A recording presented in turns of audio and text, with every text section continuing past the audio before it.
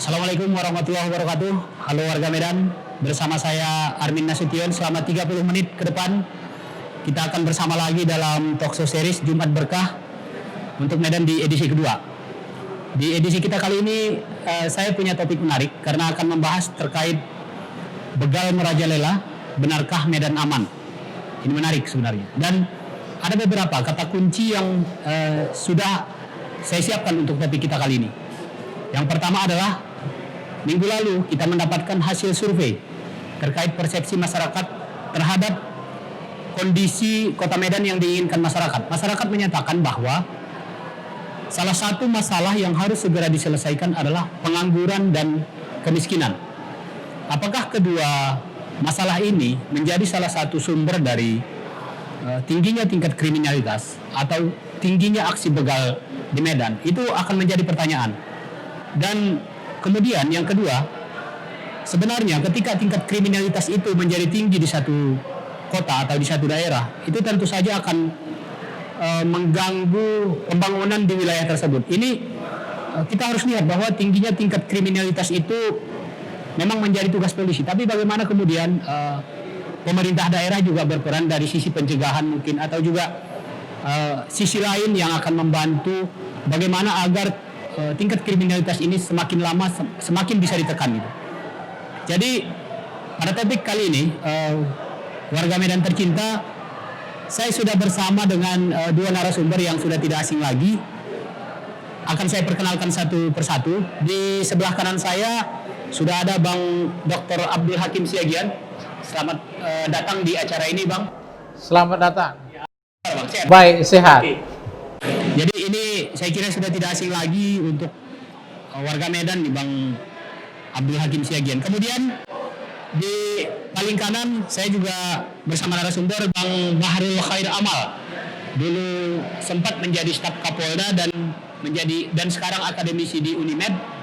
Selamat datang dan selamat bergabung di acara talkshow kita hari ini. Bang Bahrul, saya panggil Bang Bahrul atau Bang apa nih? Bahrul. Bang Bahrul ya, oke. Baik, untuk tidak memperpanjang waktu, saya kira kita harus lebih simpel, lebih singkat. Saya ini ke Bang Hakim dulu nih, Bang Hakim. Kalau tadi ada beberapa kata kunci, poin penting yang harus kita tampilkan, bagaimana Bang melihat wajah Medan dengan tingginya angka kriminalitas sekarang? Ya, terima kasih. Saya mulai dari kata kunci, Bang Armin, bahwa kriminalitas ini ada satu disiplin ilmu yang menjadikan itu objek kajiannya, namanya kriminologi. Kriminologi itu ilmu tentang kejahatan, membahas seluk-beluk kejahatan mulai dari A sampai Z. Menarik hasil survei tadi yang sudah disampaikan Bang Armin, ada dua variabel penting, yakni pengangguran dan kemiskinan. Tapi hemat saya harus beberapa variabel lagi tambah, salah satunya memang kejahatan narkoba ya. Kita tahu narkoba untuk Sumatera Utara dan Medan ini posisinya dalam lingkup Indonesia luar biasa, dan bahkan saya dari beberapa tulisan menyatakan harusnya Presiden menyatakan Indonesia darurat narkoba dengan mengeluarkan Perpu, maka diambil langkah tindakan untuk memberantas narkoba ini sehingga dampak ikutannya bisa ditekan. Walaupun rumus kriminologi tak mungkin menekan kejahatan itu sampai titik nol. Justru karena itu poin yang berikutnya bicara tentang kriminal, apalagi berbagai kejahatan, sebutlah begal salah satunya, maka torehan kita tentu salah satu tertuju kepada kepolisian.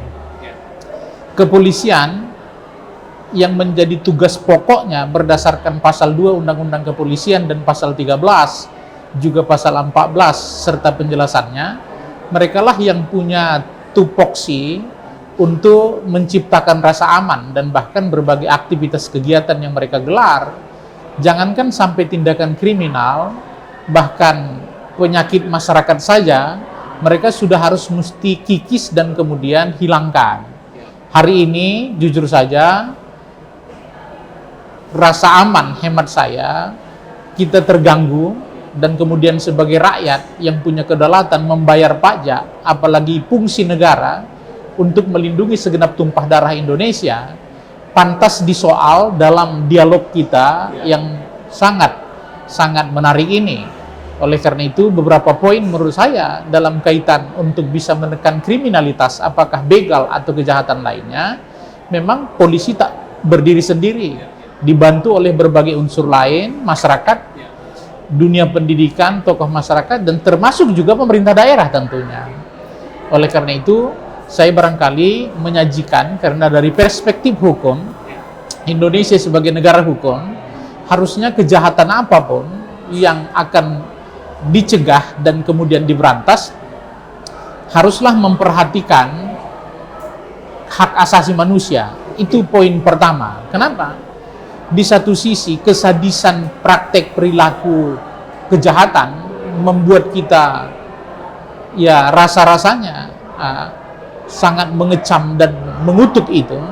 Tapi hemat saya juga, penanggulangan yang juga mengabaikan, melanggar prinsip-prinsip HAM tak bisa juga ditoleransi.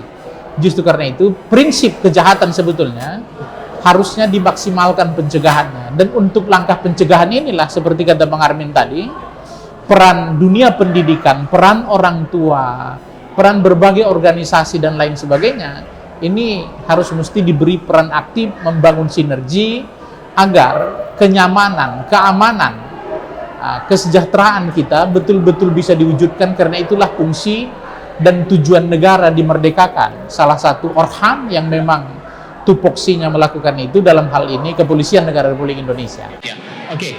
Saya potong sedikit Bang Hakim, saya mungkin ke Bang Bahrul nih. Tadi sebetulnya Bang Hakim sudah menjelaskan bahwa bagaimana secara teori kemudian kriminalitas itu muncul, tapi tadi ada mungkin ke sisi kepolisian, tapi juga disebutkan oleh Bang Hakim bahwa ada banyak peran atau banyak unsur yang akan terlibat untuk menjaga agar tingkat kriminalitas itu bisa semakin menurun, termasuk dengan pencegahan. Kalau menurut Bang Bahrul, apa sih konsekuensi yang akan dihadapi oleh satu kota atau oleh satu wilayah ketika angka kriminalitasnya semakin tinggi? Dan apa kalau dari sisi pandangannya Bang Bahrul ini, bagaimana agar terjadi sinkronisasi bahwa semua pihak bisa menjaga agar tidak muncul tingkat kriminalitas yang lebih tinggi? Gimana pandangan Bang Bahrul? Pertama, tadi bagaimana ini sudah meresahkan, menakutkan. Lalu bagaimana dengan keamanan? Bagaimana dengan kenyamanan? Masyarakat itu kan yang diinginkan adalah keamanannya, kenyamanannya. Itu dari dalamnya. Tapi dari luarnya bagaimana investor dan sebagainya. Kalau kita lihat begal ini kan tadi sudah ada akar masalahnya. Pertama karena kemiskinan, walaupun nanti kita bisa breakdown lagi, ada kemiskinan struktural dan kultural. Apakah yang kedua pengangguran, pekerjaan. Yang menjadi persoalan kan berarti tingkat pengangguran dan kemiskinan menjadi akumulasi dalam terjadinya kriminal. Jadi apalagi masa pandemik hari ini, pendapatan menurun, pengeluaran sangat besar. Apa yang terjadi? Tingkat kriminalitas itu semakin tinggi. Akan terjadi barbarian. Kalau kita bilang bagaimana dengan kriminal? Siapa pelakunya? Ya pasti adalah orang yang menginginkan kebutuhan yang secara mendesak. Apakah nanti ada faktor narkoba tapi yang jelas dia orang miskin. Dia orang pengangguran, dia tidak ada aktivitas. Itu sudah. Jadi siapa korbannya? Pasti perempuan, ibu rumah tangga. Di mana begal itu? Di tempat yang gelap, yang sunyi dan sebagainya. Secara sejarah memang begal ini berarti pelaku itu sudah tahu konsekuensi resiko yang akan dia terima. Lalu kalau ditanya resiko apa yang dia akan munculkan, dia sudah tahu akan terjadi penangkapan dan tertangkap. Tapi karena kebutuhan, walaupun secara hukum itu tidak dibenarkan. Tapi dalam sosiologi hukum adalah bagaimana menyelesaikan persoalan ini pada manusianya. Jadi berarti kan tidak ada lapangan kerja, tidak adanya kehidupan dalam kebutuhan yang dibangun, sehingga memunculkan pada tindakan kriminalitas. Artinya menurut Bang Bahrul ada dasar ya yang menjadi munculnya tingkat kriminalitas. Misalnya orang tidak bekerja atau penghasilan orang sedikit, lalu muncul di pikirannya untuk berbuat kriminalitas. Motivasi atau tindakan. Motif apa yang muncul? Tindakan itu muncul karena ada nilai dan tujuan. Jadi tindakan seseorang itu kan ada tujuan dan ada nilai. Walaupun dengan cara pandangnya di situ ada pragmatisme, dia tidak ingin tidak berproses tapi menikmati hasil. Nah, itu yang jadi persoalan. Jadi kalau kita lihat pelakunya, apakah rata-rata pelaku adalah orang-orang dewasa? Tidak, rata-rata masa pubertas. Nah, itu bisa kita diagnosis berapa. Yang rata-rata faktor lingkungan juga bisa menjadi, faktor ekonomi juga, faktor lingkungan dalam artian karena situasi masa pubertas dan sebagainya. Dan apakah begal ini dilakukan dengan orang-orang yang sudah ahli? Nah, ini nanti kita akan diskusikan lagi. Apakah benar begal ini orang yang by design atau by incident? Nah, itu yang kita lihat. Itu yang akan nanti bisa kita lihat. Jadi ada beberapa lagi berarti tipe begal itu akan seperti apa perilakunya gitu ya. Bang Kim, tadi Bang Bahrul menyinggung terkait mungkin kemiskinan, pengangguran gitu ya sebagai motifnya. Kalau di pikiran Bang Abdul Hakim nih, apa sih sebetulnya yang dibutuhkan warga, misalnya warga Medan itu agar dia merasa aman, merasa nyaman? Oh, ini kejahatan juga terus berlangsung. Lalu apa yang bisa menjadi jaminan agar rasa aman ini muncul di aktivitas warga dan muncul di masyarakat?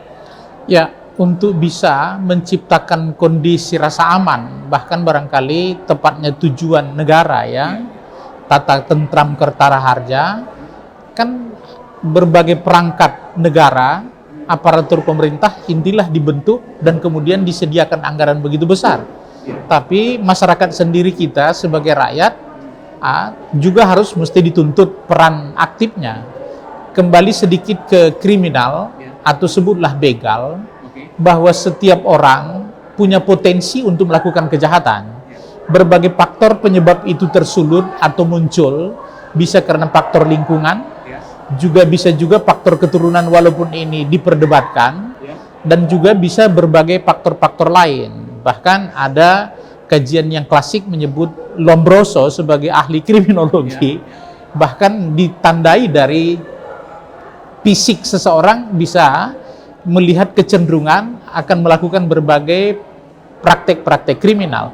Jadi dari ilmu kepolisian dengan kecanggihan teknologi saat sekarang, mereka sebetulnya sudah memetakan situasi kondisi ini. Bahkan ada statistik kriminal di kantor polisi sampai tingkat terendah. Oleh karena itulah barangkali momentum rasa aman, terus terang saja apalagi suasana demonstrasi yang sekarang terus marak, kita berharap tugas pokok kepolisian untuk memberantas penyakit masyarakat ini tak boleh kendur, apalagi berbagai kejahatan yang tadi saya sebut salah satu faktor narkoba, ini kan membuat kita sudah sangat cemas. Karena induk daripada kejahatan yang berskala global misalnya mafioso, rumus mereka akan terus menggunakan kecanggihan teknologi, menggunakan oknum untuk menciptakan sesuatu, sebutlah induknya narkoba. Karena kalau begal misalnya di Medan, belum ada tahu kita berskala dan jaringan yang luas ya, walaupun punya geng, punya sebut organisasi dan lain sebagainya, tapi hemat saya ini belum berkorelasi dengan mafia-mafia berskala global. Apakah itu sebagai penyeludup, apakah di bidang barangkali kejahatan-kejahatan lain, kira-kira begitu. Jadi dengan demikian hemat saya, kata simpul di sini untuk masyarakat, kita harus mesti menyadari peran dan tanggung jawab kita untuk sama memaksimalkan pencegahan, dan kemudian bila terjadi kemungkinan-kemungkinan hal yang demikian itu responsif dan cepat tanggap. Jangan membiarkan dan bahkan barangkali tidak kooperatif dengan aparat penegak hukum. Lalu kemudian kaitannya kepada Pemda, disinilah peran pemerintah daerah hemat kami begitu strategis dan pentingnya untuk muncul melakukan berbagai kegiatan aktivitas dalam rangka meredam potensi yang akan muncul sebagai penjahat-penjahat itu dari penyaluran hobi, pendidikan, penciptaan lapangan kerja, peningkatan kesejahteraan. Kenapa? Rumus kriminal, kalau pengangguran semakin meninggi, maka potensi angka kejahatan akan meningkat. Itu rumus. Oke, itu rumus ya Bang ya? Ya. Rumus bahwa ketika pengangguran semakin tinggi, maka angka kriminalitas semakin tinggi. Itu hampir jelas korelasinya. Dan Bang, ini kan di masa pandemi ini juga terjadi pengangguran, pemutusan hubungan kerja Artinya kan itu juga menjadi pemicu.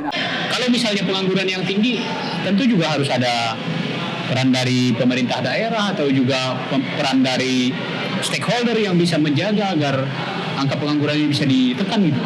Oh iya, satu yang paling mendasar sebetulnya, tujuan pendidikan itu kan meningkatkan keimanan ketakwaan. Kalau seseorang beriman, bertakwa, beragama, taat, maka bagaimanapun miskinnya, dia tidak akan melakukan tindakan kejahatan. Itu poin rumus juga. Tapi kemudian kalau imannya tak seberapa, bahkan lemah, kan begitu, lalu kemudian faktor-faktor lain begitu tinggi godaannya, jangan ada kesempatan, lah, maka mereka akan menyalurkan bakat yang memang setiap jiwa punya potensi untuk melakukan berbagai bentuk kejahatan itu. Ini yang harus kita tekan, jangan diberi kesempatan dan kemudian lah kegiatan anak-anak muda misalnya itu harus mesti digerakkan agar seluruh berorientasi kepada hal-hal yang positif. Jadi pendidikan agama hal yang paling penting, lalu kemudian yang berikutnya terus saling memantau. Kenapa? Narkoba misalnya, banyak keluarga tak tahu anggota keluarganya sudah sedemikian rupa, bahkan barangkali kecanduan, bahkan barangkali lebih daripada itu, sudah terlibat dalam berbagai jaringan. Sehingga keterbukaan, komunikasi dalam keluarga kecil, dan kemudian intensif membangun hubungan dengan kelompok masyarakat lainnya, ini menjadi penting mengantisipasi berbagai kemungkinan. Oke, ini sekarang saya ke Bang Bahrul nih Bang.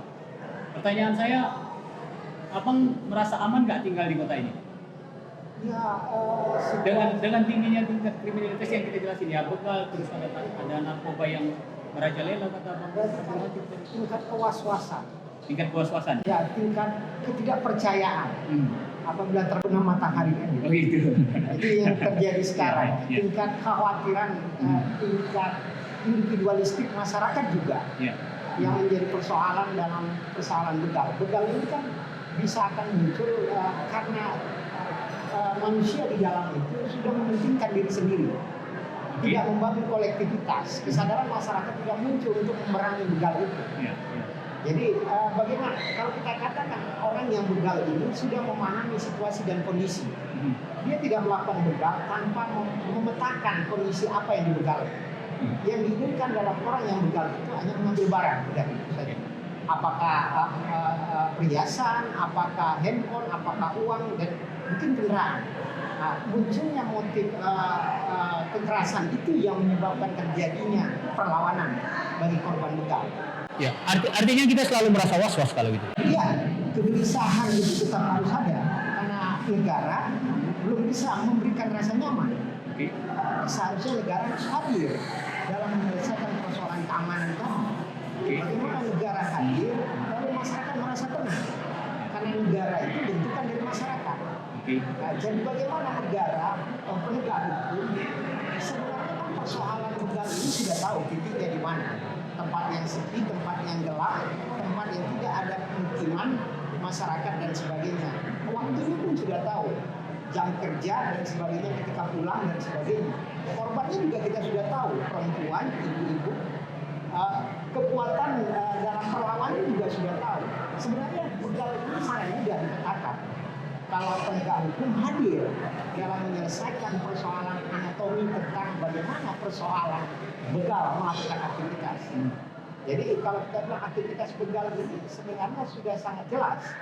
Jelas orangnya, jelas pelakunya, di mana tempatnya, apa begal itu, bagaimana begal itu, bagaimana dia melakukan pembegalan, bagaimana dia melakukan begalnya, itu sudah jelas.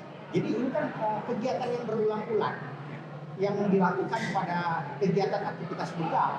Lalu pertanyaannya bagaimana perangkat hukum, bagaimana penegakan hukum, bagaimana pemerintah dan sebagainya, bagaimana memunculkan kesadaran masyarakat untuk berperan aktif dalam menyelesaikan persoalan keamanan. Ya.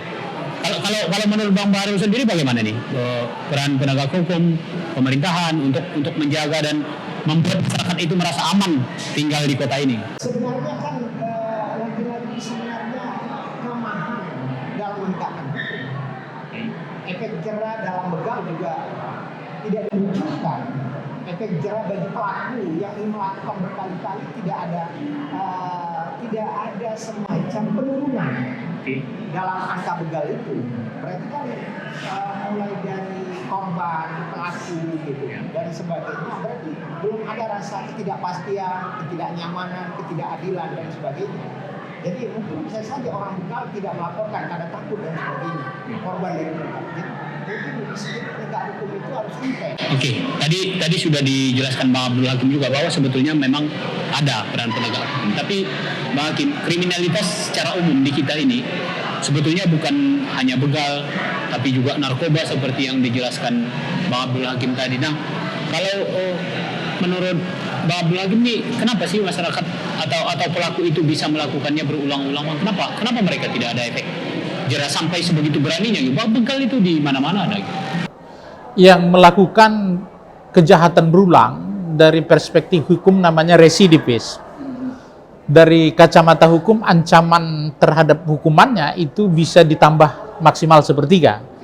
Tujuannya agar memberikan efek jera dan kemudian pembalasan. Tapi jujur saja, praktek kejahatan di negara kita hari ini sebetulnya tingkat kesadisannya juga sudah sangat mengerikan. Dan bahkan tindakan terhadap mereka juga menurut saya sama ngerinya. Beberapa waktu yang lalu 4 begal yang diduga begal itu kan langsung dikirim ke Balikpapan. Tapi kemudian sadistis yang dilakukan oleh para begal juga tak menunjukkan tanda-tanda ada pengurangan atau menunjukkan unsur kemanusiaan. Justru karena itu menurut saya ini jadi lingkaran setan. Hemat kami, kita gagal melakukan pencegahan dan inilah menurut saya alpanya negara dalam hal mencerdaskan. Karena kalau sudah cerdas, apalagi tinggi iman dan takwanya, maka miskin pun dia, menganggur pun dia, tidak akan melakukan berbagai kejahatan. Tapi kemudian, bila misalnya pendidikan rendah, lalu kemudian pengangguran, kena narkoba, yang begini ini pantang tak ada kesempatan. Kenapa? Karena memang kita tahu, inilah yang merusak sendi bangsa kita. Di tingkat elit namanya KKN. Korupsi, kolusi, nepotisme. Di tingkat rendah namanya begal. Kan kira-kira begitu. Jadi sama-sama perilaku praktek jahat dan ini tindakan biadab. Tadi di Abang ada singgung sedikit, budaya hukum kita rendah. Ini maksudnya seperti apa nih? Begini, budaya itu contoh kedisiplinan berlalu lintas. Kalau misalnya kita jalan-jalan ke luar negeri, misalnya sebut ke Singapura misalnya, tak ada polisi razia di mana-mana, tapi kemudian tertib orang, antri, dan lain sebagainya. Orang Indonesia pun kalau ke Singapura bisa tertib belanja. Tapi sebaliknya, orang Singapura pun, orang Indonesia kalau sudah ke Batam, balik seperti binatang. Ini contoh-contoh kecil, bagaimana negara, aparat belum mampu menegakkan disiplin, membangun budaya hukum, sehingga berbagai kejahatan yang dilarang itu, ya semua kita maksimal melakukan pencegahan terhadapnya. Menghormati nilai yang hidup di tengah masyarakat. Kira-kira begitu. Tadi soal budaya hukum disinggung Bang Hakim nih. Kalau Abang melihat bagaimana di budaya hukum di Medan sendiri? Mungkin soal kedisiplinan berlalu lintas atau mungkin panutan-panutan kita untuk melihat siapa sih yang bisa jadi acuan untuk menjaga agar kita juga ikut menjaga budaya hukum ini menjadi tetap berada di relnya. Kalau budaya itu kan habitus, kebiasaan. Kebiasaan itu kan muncul dari kalau mereka bilang ada eksternalisasi dan ada internalisasi. Tadi sudah dikatakan manusia baik ketika dia ketemu dengan lingkungan yang baik. Manusia itu buruk ketika lingkungannya bisa buruk. Kira-kira gitu. Jadi asumsi dalam pernyataan ini bagaimana menciptakan manusia baik untuk melakukan budaya dalam kebiasaan dalam hukum. Jadi yang menarik tadi kan pertama, apakah kebiasaan itu muncul dari individu atau dari orang lain? Sebenarnya muncul dari individu dan orang lain. Jangan kebiasaan itu muncul dipengaruhi oleh orang lain, tapi dimunculkan dalam individu. Jadi kebiasaan itu harus muncul dari individunya gitu ya. Nah kalau misalnya kita berbicara soal individu ini, bagaimana ini juga seperti yang tadi sudah disinggung nih, ada tingkat pendidikan nih. Kemudian soal keimanan yang dijelaskan oleh Bang Hakim. Kita kan bersama-sama nih menjaga bagaimana sebetulnya agar kota kita ini menjadi kota yang lebih aman gitu. Artinya peran individu juga menjadi sangat penting di dalam hal ini Bang Barul. Gimana? Ya sebenarnya kan sederhana, ada reward, ada punishment. Ya, tegakkan rewardnya, tegakkan punishment. Kalau ada penghargaan beri kepada mereka. Ketika ada perlawanan maka beri sanksi pada mereka. Berarti kan reward dan punishment tidak berjalan dalam budaya hukum. Yang berbuat jahat juga tidak ada sanksi. bagaimana reward dan punishment itu muncul pada budaya. Ketika orang bisa melihat lalu dia berbuat baik, lalu ada reward yang dia dapatkan. Ketika dia berbuat jahat, jadi ada pengaruh yang mempengaruhi cara pandang orang adalah ketika melihat contoh teladan yang baik bisa terjadi, tapi ketika ada contoh teladan yang buruk itu bisa terjadi pada individu itu. Karena kebaikan yang dia lakukan tidak bisa membuat dia lebih baik ketika keburukan itu menjadi budaya. Jadi itu yang mau kita diskusikan, bagaimana individu ini bergerak tanpa ada faktor-faktor yang lain. Oke, Bang Barul, saya kira cukup detail ya bagaimana menjelaskan peran individu dalam menjaga budaya hukum itu sendiri. Tapi begini, abang-abang narasumber nih, saya juga ada sedikit unek-unek atau kendala gitu, atau sesuatu yang kepikiran gitu. Kita kan sekarang juga sedang menghadapi banyak hal yang berhubungan dengan tingkat kriminalitas. Kemudian kita juga sekarang sedang berada dalam ambang atau di menjelang pemilihan kepala daerah. Ini tidak bisa kita lepaskan dengan kondisi ini, bahwa tadi sudah dijelaskan ada peran pemerintah daerah juga. Kalau harapan Bang Abdul Hakim sendiri terkait dengan pemerintah daerah, kemudian pemilihan kepala daerah, dan untuk menciptakan Kota Medan yang kembali benar-benar minim angka kriminalitasnya sehingga kita sebagai warga kota merasa nyaman, apa sebenarnya? Ya, menurut saya ini tak bisa dicapai dengan cara instan. Tapi karena ini sudah terjadwal, maka ayo regulasi yang ada semuanya saling mengawasi dan kemudian patuh terhadapnya. Tentu utamanya kepada petugas, kepada KPU, Panwas, lain sebagainya. Pertama, untuk tidak main-main terhadap protokol kesehatan. Kemudian berbagai aturan, karena apapun ceritanya, ini kan perhelatan demokrasi, jangan ternodai oleh berbagai praktek kecurangan, money politik, dan lain sebagainya. Karena ini kan hampir semua jadi rahasia umum ya. NPWP, nomor piro wani piro, kan begitu. Bahkan dicetak lagi spanduk, ya menerima serangan panjar dan lain sebagainya. Tak serangan panjar saja. Oleh karena itu barangkali kita menunggu komitmen calon-calon yang bertarung ini untuk bisa memberi contoh dan tauladan. Karena poin ini yang sekarang ini hilang. Jadi kita kehilangan panutan, kehilangan contoh dan tauladan. Sementara kepada petugas kepolisian, karena saat sekarang nampaknya mereka full power ya. Institusi kepolisian ini, bahkan kalau Rizal Ramli menyatakan waktu Orde Baru dui fungsi, kalau sekarang polisi multifungsi ya. Kita berharap peluang yang diberikan untuk melakukan berbagai fungsi ini bisa mereka tunjukkan dengan nyata siapa yang melakukan pelanggaran, lalu kemudian ambil tindakan tegas, sembari untuk kejahatan maksimal melakukan pencegahan dengan tentu menanamkan budaya, karena sosialisasi mereka kan sampai ke tingkat anak SD, TK dan lain sebagainya. Semua ini menjadikan setiap individu polisi. Maksudnya mampu mengawasi dirinya sendiri untuk tidak terlibat berbagai kejahatan. Kira-kira begitu, kita menunggu. Mudah-mudahan Medan yang aman, berkah bisa diwujudkan. Kira-kira demikian. Terima kasih. Tekanannya di berkah gitu. Ya memang kalau sudah berkah, udah pasti aman. Oh iya. Kalau Bang Bahrul ini gimana nih responnya terkait yang saya tanya tadi? Bagaimana nih pemerintah daerah untuk menciptakan lagi image kota kita ini yang benar-benar aman? Ya, kalau sederhana, kalau dilihat dari visi misi itu kan hanya 5 yang diinginkan masyarakat. Ya. Pertama adalah pendidikan, kesehatan, infrastruktur, birokrasi. Lalu ada keamanan. Lalu yang menjadi persoalan bagaimana menyelesaikan semua ini kembali kepada manusianya. Kalau bisa bagaimana membangun manusianya, bukan membangun infrastrukturnya. Jadi bagaimana membangun manusia yang tidak malas, bagaimana manusia bisa sejahtera. Kira-kira itu yang harus dibuka. Tadi kita bicara begal, tadi pengangguran selesai, kemiskinan selesai. Yang menjadi masalah adalah Medan ini daerah heterogen, bukan homogen.